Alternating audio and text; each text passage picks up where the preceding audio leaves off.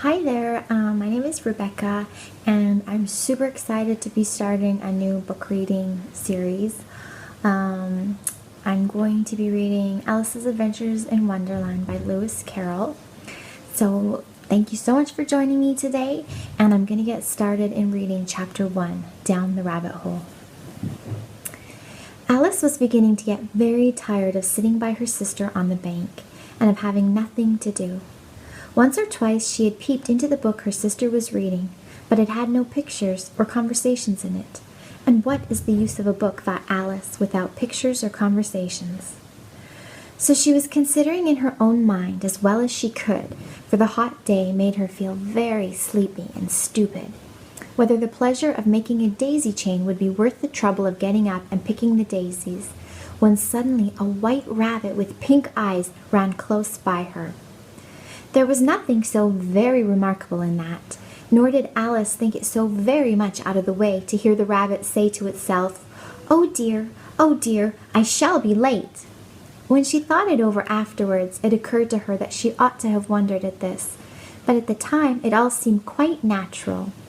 But when the rabbit actually took a watch out of its waistcoat pocket and looked at it and then hurried on, Alice started to her feet, for it flashed across her mind that she had never before seen a rabbit with either a waistcoat pocket or a watch to take out of it, and burning with curiosity, she ran across the field after it, and fortunately was just in time to see it pop down a large rabbit hole under the hedge. In another moment down went Alice after it, never once considering how in the world she was to get out again. The rabbit hole went straight on like a tunnel for some way, and then dipped suddenly down, so suddenly that Alice had not a moment to think about stopping herself before she found herself falling down a very deep well. Either the well was very deep, or she fell very slowly, for she had plenty of time as she went down to look about her and to wonder what was going to happen next. First, she tried to look down and make out what she was coming to, but it was too dark to see anything. Then she looked at the sides of the well and noticed that they were filled with cupboards and bookshelves. Here and there she saw maps and pictures hung upon pegs. She took down a jar from one of the shelves as she passed. It was labeled orange marmalade, but to her great disappointment it was empty. She did not like to drop the jar for fear of killing somebody, so managed to put it into one of the cupboards as she fell past it. Well, thought Alice to herself, after such a fall as this, I shall think nothing of tumbling down the stairs. How brave they'll all think of me at home. Why, I wouldn't say anything about it, even if I fell off the top of the house, which was very likely true. Down, down, down. Would the fall never come to an end? I wonder how many miles I've fallen by this time, she said aloud. I must be getting somewhere near the center of the earth. Let me see. That would be 4,000 miles down, I think. For you see, Alice had learnt several things of this sort in her lessons in the schoolroom, and though this was not a very good opportunity for showing off her knowledge, as there was no one to listen to her, still it was a good practice to say it over. Yes, that's about the right distance, but then I wonder what latitude or longitude I've got to. Alice had no idea what latitude was, or longitude either, but thought they were very nice, grand words to say. Presently she began again. I wonder if I shall fall right through the earth. How funny it'll seem to come out among the people that walk with their heads downward. The antipathies, I think. She was rather glad there was no one listening this time, as it didn't sound at all the right word. But I shall have to ask them what the name of the country is, you know. Please, ma'am, is this New Zealand or Australia? And she tried to curtsy as she spoke. Fancy curtsying as you're falling through the air. Do you think you could manage it? And what an ignorant little girl she'll think me for asking. No, it'll never do to ask. Perhaps I shall see it written up somewhere. Down, down, down. There was nothing else to do, so Alice soon began talking again. Dinah'll miss me very much tonight, I should think.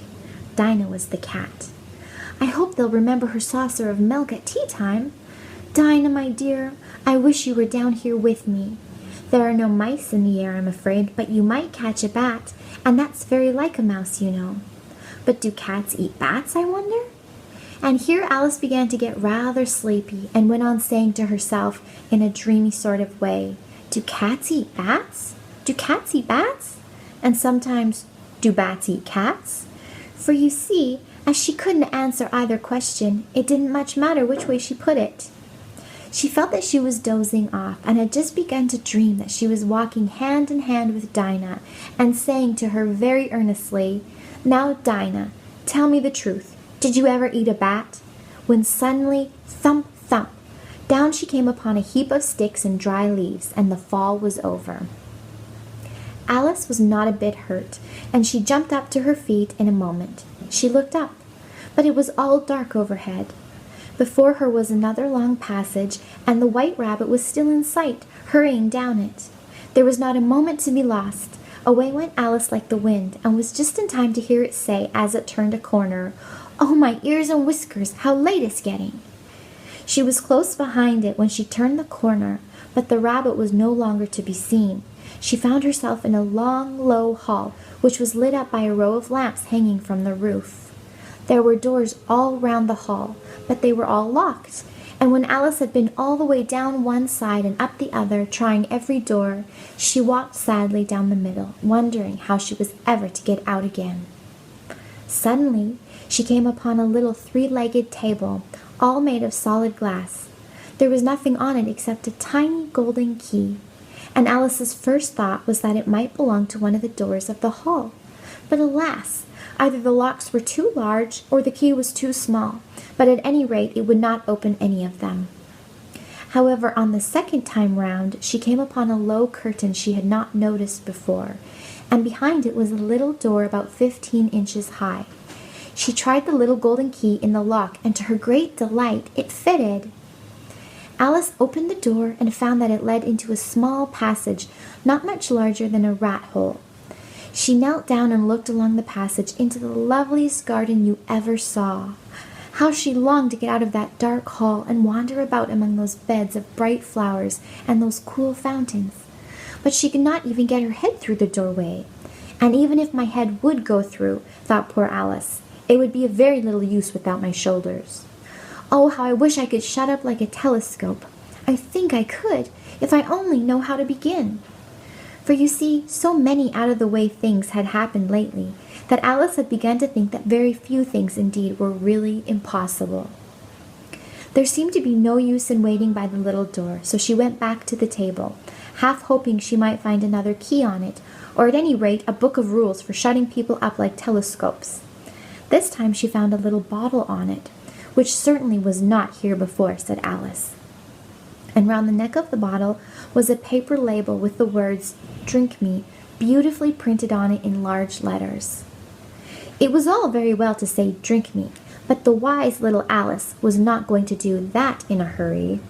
"No, I'll look first," she said, "and see whether it's marked poison or not," for she had read several nice little histories about children who had got burnt and eaten up by wild beasts and other unpleasant things, all because they would not remember the simple rules their friends had taught them, such as that a red-hot poker will burn you if you hold it too long, and that if you cut your finger very deeply with a knife, it usually bleeds.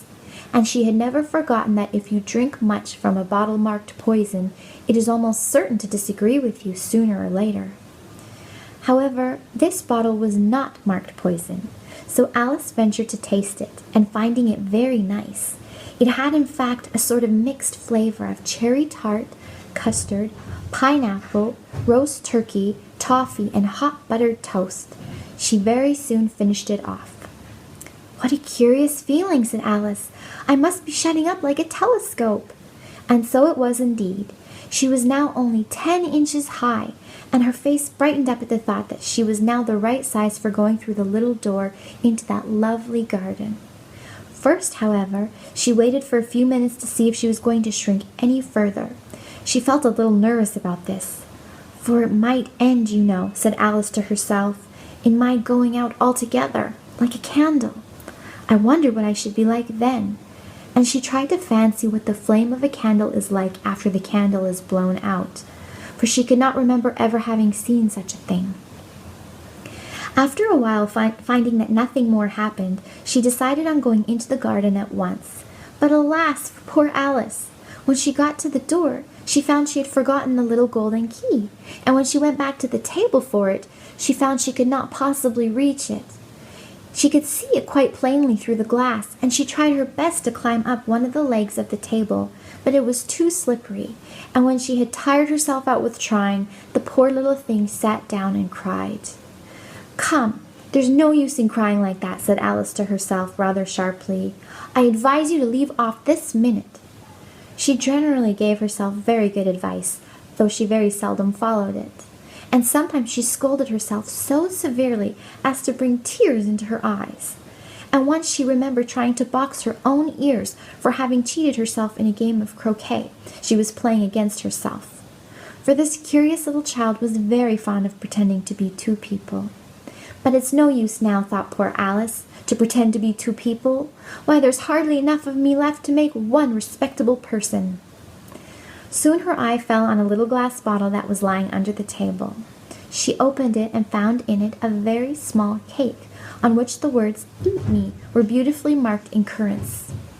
"Well, I'll eat it," said Alice, "and if it makes me grow larger, I can reach the key. And if it makes me grow smaller, I can creep under the door. So either way, I'll get into the garden, and I don't care which happens." She ate a little bit and said anxiously to herself, "Which way? Which way?" holding her hand up on the top of her head to feel which way it was growing, and she was quite surprised to find that she remained the same size. To be sure, this generally happens when one eats cake, but Alice had got so much into the way of expecting nothing but out-of-the-way things to happen that it seemed quite dull and stupid for life to go on in the common way. So she set to work and very soon finished off the cake. So that is the end of Alice's Adventures in Wonderland, Chapter 1.